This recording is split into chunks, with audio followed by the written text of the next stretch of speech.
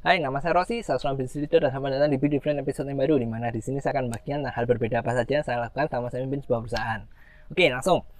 Minggu ini ada satu hal yang mau saya bagikan, yaitu tentang bagaimana menghandle customer yang mengghosting kita. Mengghosting itu istilahnya kita mengkontak mereka, memfollow up mereka, tapi mereka nggak merespon kita. Ya dicuekin lah. Jadi kita telepon mungkin nggak diangkat, kita WA di read doang. Nah, itu bagaimana caranya? Nah, kemarin saya membuat ada 3 langkah sih, jadi sebenarnya 4. Yang pertama kan follow up yang pertama. Nah, ini yang dicuekin. Selanjutnya kan 2, 3, dan 4 ini yang apa yang harus dilakuin. Nah, hari ini saya akan bagikan yang kedua doang, karena yang ketiga, keempat ini belum ada resultnya. Jadi belum sempat dicoba, karena dari yang kedua ini, itu ternyata customer sudah merespon. Jadi gini, ada kasusnya itu customer, misalkan dia tanya sesuatu, dia sudah menyampaikan apa keinginannya dan kita ternyata bisa membantu. Tentu kita kan memberikan jawabannya kan. Kita tahu masalahnya apa, kita memberikan jawabannya, lalu kita memfollow up selama beberapa waktu. Ternyata dicuekin nih. Nggak di telepon nggak diangkat, di WA juga nggak dibales. Terus yang biasanya dilakukan apa? Nah, ini saya share dulu yang biasanya dilakukan oleh tim saya.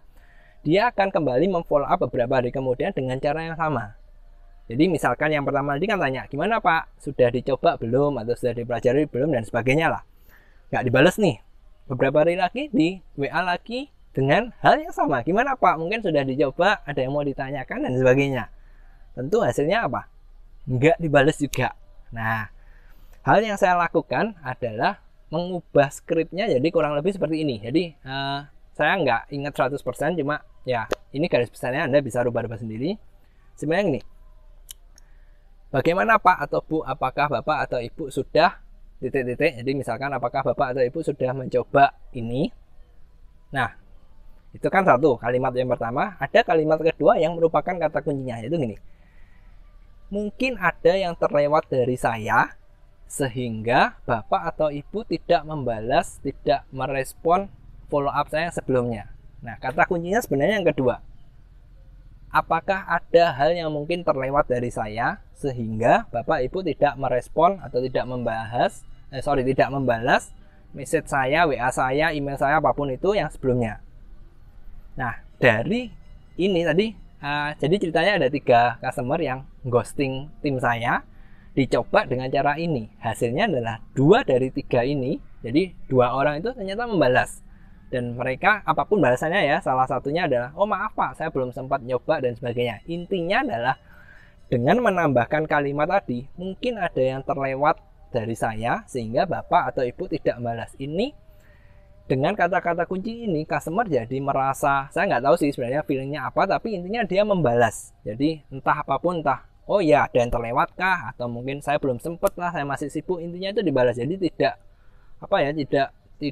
di ghosting sehingga kita nggak dapat ide apa yang terjadi di sana. Nah, kenapa kok ini bisa berhasil? Secara psikologis sih seperti ini. Orang pada umumnya kalau didatangi seorang sales, merasa dia sedang didesak, sedang berusaha dijualin, dia akan menghindar, mundur. Nah, hal berbeda yang dilakukan adalah itu tadi. Mungkin ada yang terlewat dari saya. Sehingga ini fokusnya di mana? Bukan di customer. Kalau kita tadi gimana Pak? Sudah dicoba atau belum? Itu fokusnya di mana? Di customer. Dalam arti kan kita maksa si customer itu untuk berusaha. Lah kamu sudah tanya, jawab dong. Feedbacknya balik apa? Saya butuh, ya kan? Tapi kalau yang tadi fokusnya itu dibalikkan, mungkin ada yang saya salah. Jadi kita tidak memojokkan si customer, tapi kita menganggap, oh ya mungkin aku ini salah, makanya aku cuekin kayak gitu. Dan ternyata hasilnya itu lumayan. Jadi saya nggak tahu, mungkin si customer merasa bersalah dihituin, atau mungkin hal seperti ini jarang sekali dia dapatkan sehingga dia merasa ini kok beda ya, ya udahlah dibalesin. Nah, triknya seperti itu. Jadi tahapan kedua yang ketika di ghosting tadi yang sudah dicoba dan hasilnya ternyata memuaskan sekali, itu tadi.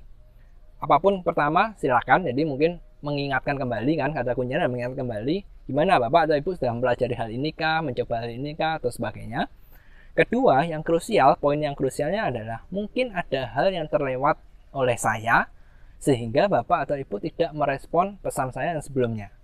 Jadi fokusnya adalah dibalikkan, mungkin kita yang salah, kita yang seolah-olah introspeksi diri sehingga customer itu merasa dia sedang tidak di-push.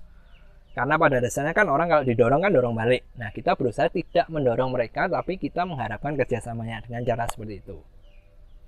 Oke, jadi hal ini aja yang mau saya bagikan minggu ini. Ya, sebenarnya sih kalau mau dibilang hasilnya bagus juga belum tentu, karena baru dicoba ke 3 orang yang mengghosting dan hasilnya baru 2 yang respon. Cobalah nanti mungkin minggu depan atau 2 minggu lagi kalau hasilnya bisa lebih banyak, saya bisa bagi lagi.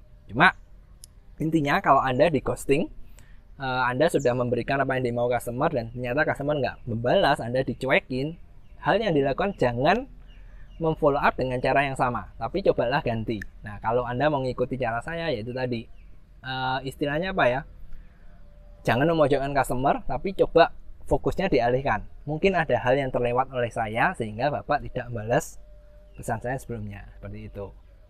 Oke, sampai sini saja hari ini dan sampai jumpa di video yang selanjutnya.